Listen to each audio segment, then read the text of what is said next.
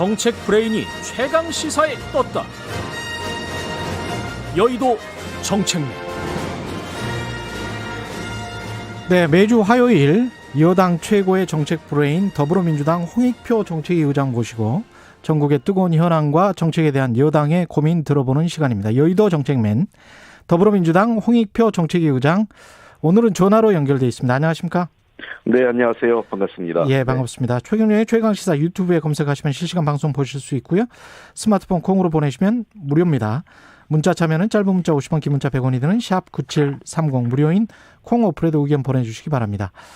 재보궐선거 하루 앞으로 다가왔습니다. 어제 TV토론 어떻게 보셨습니까? 예, 어제 TV토론에서 여러 가지 논의가 있었습니다. 우리 당의 입장에서는 당연히 박영선 후보가 매우 구체적인 서울의 비전과 미래를 얘기를 했고, 네. 오세훈 후보의 여러 가지 문제점이 되는 부분, 특히 내곡동과 관련돼서 이해 충돌과 가능성의 부분에 대해서도 지적이 됐는데, 그에 대해서 제대로 해명은 되지 않았던 것 같습니다, 여전히. 네. 아, 어떤 부분이 해명이 안 됐다고 보시는 거예요? 역시 지금 꽤 많은 분들이 지금 지원이 있지 않습니까? 내곡동에 갔느냐 안 갔느냐. 그러니까 오세훈 후보 말씀이 맞아요. 내곡동에 갔느냐 안 갔느냐가 중요하지 않은데 이게 중요하게 맞는 게 오세훈 후보 자신이거든요. 그러니까 왜냐하면 처음에 이 내곡동 땅이 문제가 된 거는 이해충돌. 그러니까 본인이 시장이 되면서 이게 지구 지정이 이루어지고 또 보상이 이루어졌다. 그래서 이게 자신에 대한 가족에 대한 재산을 스스로 시장 때 집행한 것 아니냐라는 얘기를 하니까 나는 몰랐다라고 얘기한 겁니다. 예. 전혀 그 땅이 있는 줄도 몰랐다고 했는데, 그러니까 이해 충돌의 가능성이 제기되니까 자기가 전혀 몰랐다고 했다가 지금 나온 거는 그 땅에 측량할 때 오세훈 씨가 간 거 아니냐라는 증언이 나오면서 결국 본인이 알고 있었던 것, 즉 이해 충돌의 가능성 문제가 제기된 거죠. 저도 지역의 국회의원을 해보면은 처갓집 식구들이 예를 들면 장인어른이나 장모님이나 처갓집 식구들이 지역에서 식사를 했다고. 예. 제 처갓집 식구 같다는 걸 아는 분이 거의 없어요. 제가 같이 가야만 알게 된 거죠. 그렇겠죠. 예. 예. 그러니까 예. 오세훈 후보가 그 자리에 안 계셨다면 오세훈 후보 가족이냐 아니냐라는 말 자체가 나올 이유가 하나도 없었다는 겁니다. 예. 그러니까 그 문제에 대해서는 여전히 해명이 석연치 않고, 예. 생태탕 주인이나 또는 여러 측량 팀장 등 증인들에 따르면, 증언에 따르면 매우 구체적인 그날의 복장이나 이런 오세훈 후보를 자기들이 봤다라는 것, 일종의 오세훈 후보가 그 당시만 해도 셀럽 같았거든요. 인기 있는 분이었잖아요. 예. 방송 광고도 나오시고, 예. 무슨 정수기. 예. 예. 그래서 얼굴을 볼 수 있는 어느 정도 일종의 약간 연예인 같은 그런 이 일반인 분들에게 그렇게 느낌이 왔기 때문에 만났다는 것 자체는 매우 구체적인 기억을 하고 계시는 거죠. 근데 이제 그런 논란들, 거짓말 논란들이 결국은 민주당에게 선거에 유리할까, 계속 네거티브 공세다라는 야당의 주장이거든요. 그래서 중도층 에게는 오히려 불리하지 않겠느냐, 이런 분석을 하시는 분들도 있습니다. 네, 그런 지적도 당연히 있고요. 다만 우리 후보께서, 박영선 후보가 전혀 네거티브만 한 게 아니라 21분 도시나 또는 수직 정원, 그리고 여러 가지 돌봄, 교육 관련돼 가지고 일자리 등 관련돼서 매우 구체적이고 정교한 정책 제안을 하고 계시거든요. 예.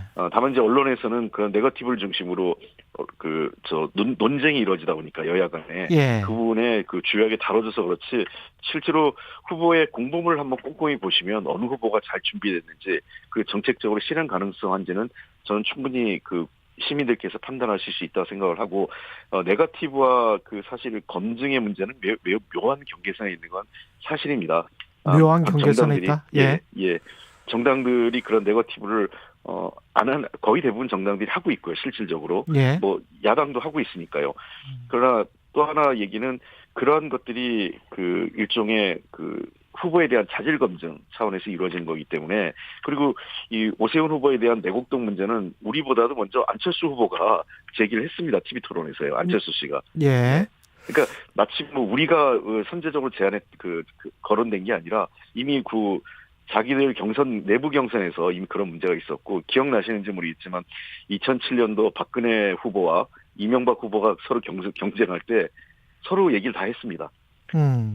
최순실 씨의 존재를 이미 이명박 후보가 얘기를 했고요. 박근혜 후보와 관련돼서. 예. 박근혜 후보는 BBK는 MB 거라는 얘기를 그때 이미 얘기를 했었던 거예요. 예. 그때 제대로 걸러졌으면 이런 이후에 우리 현대사에 이런 비극적인 일은 없었겠죠. 그런데 이 관련해서 민주당이 지금 서울시 의회 차원의 행정사무조사를 추진하겠다고 밝혔잖아요. 네네. 이게 뭔가요? 지금 의혹이 제기되는 거는 내곡동 이제 보금자리 주택 지구 지정 관련된 문제지 않습니까? 예. 이 관련돼서 그 적절하게 이 절차가 이루어졌는지, 그러니까 당시 오세훈 시장이 내부 정보를 알고 자기의 사적 이해를 챙겼는지, 그러니까 이해 충돌의 의혹이거든요. 근데 이거는 서울시 시장으로서의 재직 시절에 있었던 그 문제이기 때문에 이거는 그 서울시 의회가 행정사무조사를 하는 게 맞다라는 판단하에 서울시 의회에서 의원들께서 결정을 하신 겁니다. 당시에 각종 서류를 좀 꼼꼼히 다 보겠다 뭐 이런 이야기인가요? 그렇습니다. 지금 예. 오세훈 후보가 몇 가지 얘기를 하는데 당시 자기는 보고도 못 받았다. 땅이 있는지도 몰랐다는 거 아니겠습니까? 예. 국장이 전결 처리했다라고 하는데, 예. 근데 그건 상식적으로 안 맞죠. 그린벨트 해제와 관련된 거는 매우 중요한 사안이기 때문에, 예. 이거는 대통령도 관심을 갖는 사안이고 특히 수도권 인근 사항은요. 예. 그다음에 서울시장으로서는 당연히 챙길 문제인데 본인은 이건 국장 전결이야 나는 전혀 몰랐다. 나는 또 자기의 가족의 땅은 나는 전혀 알지 못했다. 등등. 이런 식으로 얘기하는 거는 사실에 부합하지 않기 때문에 예. 과연 오세훈 후보의 말이 사실인지 아니면 그 당시에 오세훈 후보가 그렇지 않았는지에 대해서 보다 공식적인, 그러니까 여야가 서로 네거티브라고 얘기하는데 어쨌든 여야가 팽팽히 주장이 맞서면 그것보다는 좀 더 공식적으로 공신력 있는 의회가 자료를 갖고 검증할 필요가 있다라고 생각을 합니다. 이거는 서울시 의회가 하는 일이고 민주당 같은 경우에 진성준 선대위 전략기획본부장이 중대 결심을 하겠다. 중대 결심 이게 뭐냐를 두고 해석이 분분했는데 네네. 중대 결심은 뭐였던 거죠? 글쎄요, 저도 그거는 정확하게 서울시 캠프의 내용은 못 들었는데 예. 아마 그러한 내용들, 이런 서울시의 행정사무조사 등을 포함한 여러 가지 조치들을 언급한 것 아닌가 이런 생각을 합니다. 진성준 의원께서 어떤 의미를 했는지 정확히 모르겠지만, 예. 어쨌든, 후보 캠프로서는 끝까지, 마지막까지, 이런, 본인이 오세훈 후보가 자기가 의혹이 사실로 드러나면 후보를 사퇴하겠다고 했는데, 사실로 드러나고 있는 마당에서도 끝까지 아무런 조치를 하고 있는 거에 대한 어떤, 캠프 차원에서의 중대한 결정이랄까 이런 것들을 언급한 것 같습니다. 네. 윤석열 전 총장 이야기로 좀 돌아가 볼게요. 예. 윤석열 전 총장 같은 경우에 이제 사전투표를 했는데 그게 언론에 많이 나오고 그 전에 예고도 됐었고 그랬단 말입니다. 이 네. 부분은 어떻게 보십니까? 전 재밌게 봤습니다. 통상적으로. 재밌게 보셨어요? 예. 왜 그러냐면, 예. 통상적으로 혼자 하거나, 아니면 가족의 노출을 좀 불편해하면, 아니면 통상 부부가 같이 하는데, 예. 고령의 아버님을 모시고 한 게 저는 좀 특이하게 보이는데요. 예. 왜 그랬을까요? 아마 최근에 이제 부인과 관련된 여러 가지, 사법적 어떤 논란이 있고, 예. 하다 보니까 논란을 피하기 위해서 부인 대신 아마 고령의 아버님을 모시고 간 것 같은데요. 예. 일종의 윤석열 전 총장으로서는 잊혀지지 않기 위한 하나의 정치적 행보라고 보지 않을까 생각을 합니다. 잊혀지지 않기 위한, 지금 지지율이 사실은 최고인데 잊혀지지 않기 위한이라는 말씀은 조금 너무 과소평가하시는 거 아니에요? 아니, 굉장히 제가 말씀드린 건 지금의 지지율을 유지하기 위해서라도 잊혀지지 않는다는 게 가끔씩은 그런 유사 사건 같은 거를 만들어 줘야 된다.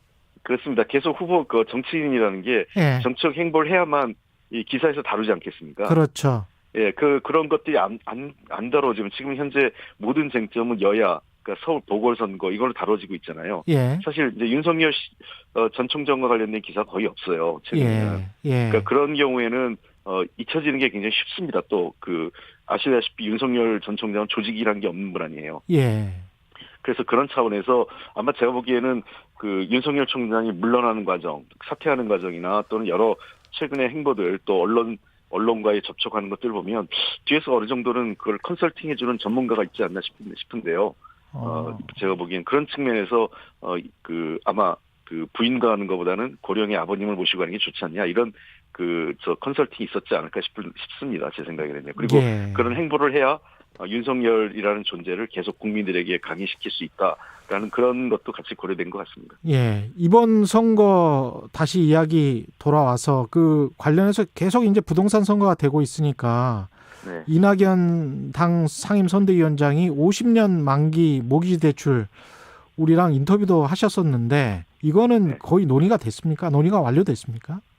아닙니다. 아직 그 논의가 구체적으로 이루어지지 않았습니다. 예. 네. 그나마 이낙연 위원장께서 여러 가지로 하나의 그 정책 제안으로서 제안을 하신 것 같고요. 예. 아직 정책위 차원에서 구체적으로 검토된 내용은 아니고요. 그 관련된 내용은 그러나 이제 그렇다고 전혀 검토가 안 된 게 아니라 이거는 꼭 이전부터 우리가 장기 모기지론에 대해서는 여러 가지 정책 대안을 검토를 해왔던 거기 때문에 예. 그게 그 40년으로 할 거냐 50년으로 할 거냐 등등의 논의는 그 이전에도 있었던 거기 때문에 예. 앞으로 그 내용을 갖고 그 정책 당국과 협의를 해나가야 되지 않을까 생각을 합니다. 청년 월세 지원 이야기도 하는 것 같은데요. 쪽방 고시원. 이거는 어떤 내용이죠? 지금 그 청년들의 주거 상황이 굉장히 열악하기 때문에 예. 그리고 또 주거비가 서울이나 수도권은 굉장히 많이 상승했지 않습니까? 그렇죠. 월세 같은 경우요. 예. 그래서 현재 고정적인 어떤 일자리도 없고 비정규직을 지금 청년 세대가 전전하고 있는 상황이기 때문에 그런 세대들을 중심으로 해서 조금 더 청년들에게 그 월세 부담을 좀 낮춰주기 위한 대책을 하나로서 이제 이 월세비를 지원하는 것도 정책적 고려를 하고 있습니다. 이건 박영선 후보도 이미 공약으로 제안을 했고요. 이거는 뭐 서울시나 뭐 수도권이면 경기도의 재원인가요? 아니면 중앙정부 재원인가요? 현재로는 박영선 후보는 이제 서울시 재원으로 얘기를 하고 있는 거고요. 예. 필요하면 그게 좀 더 서울시 지방정부 차원에서 하다가 예.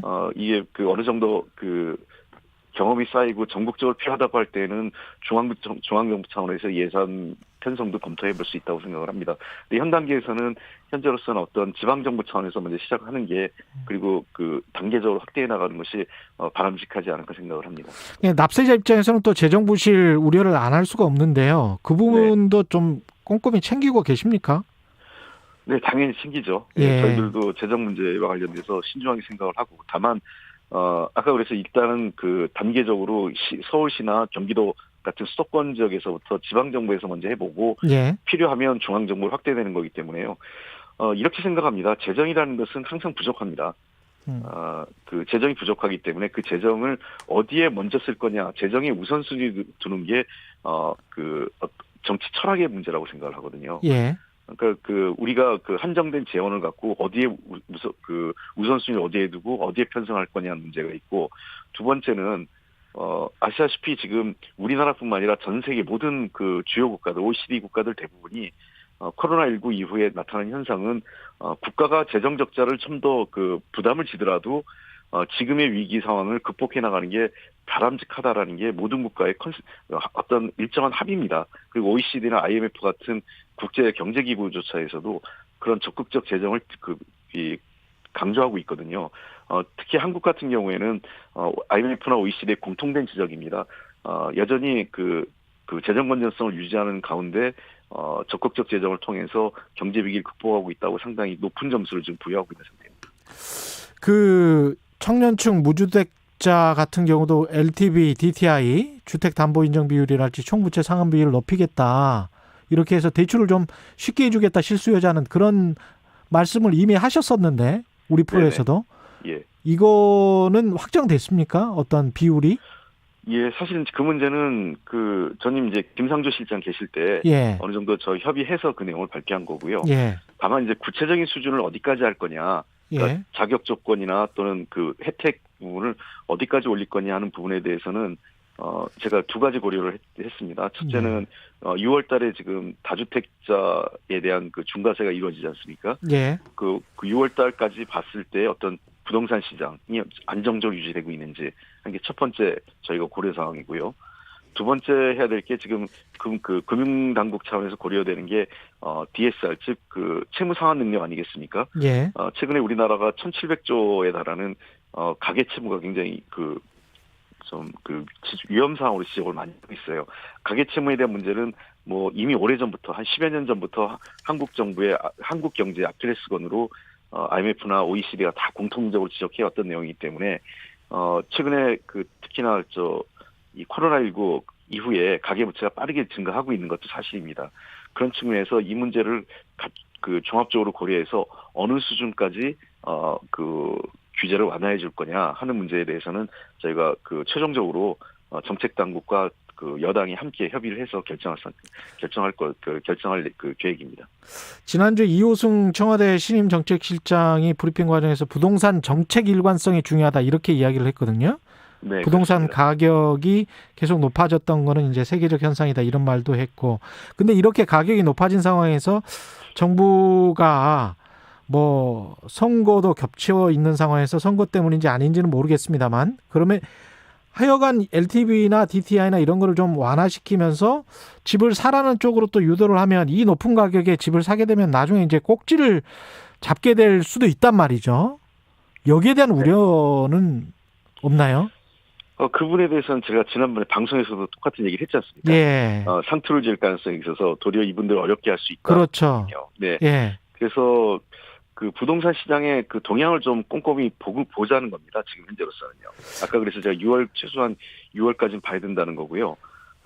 저는 이런 겁니다. 모든 시장의 리스크를 정부가 관리하는 건 아니고, 예. 결국은 각각 개별 주체, 개인들께서 판단을 하시는 거죠. 예. 다만, 최근에 여러 가지 문제가 개인들이 진짜 집을 사고 싶은데, 조금의 규제가 대출 규제만 좀 완화되면 살 수 있는 분들도 계신데 실수요자죠. 그래서 제가 모든 분들 대상으로 하는 게 아니라 장기 무주택자하고 최초 주택 구매자를 매우 제한적으로 했지 않습니까? 모두 제한적으로. 예. 예, 그렇습니다. 모든 분들에게 지금 규제 완화를 해주는 게 있다는 건 아니고요. 예. 그럴 계획도 없고, 그건 저희가 정책의 일관성은 당연합니다. 부동산 시장의 안정, 그 다음에 공정한 부동산 과세, 이것은 정부 여당이 공통된 입장이고 이것은 일관되게 정책을 유지할 생각입니다.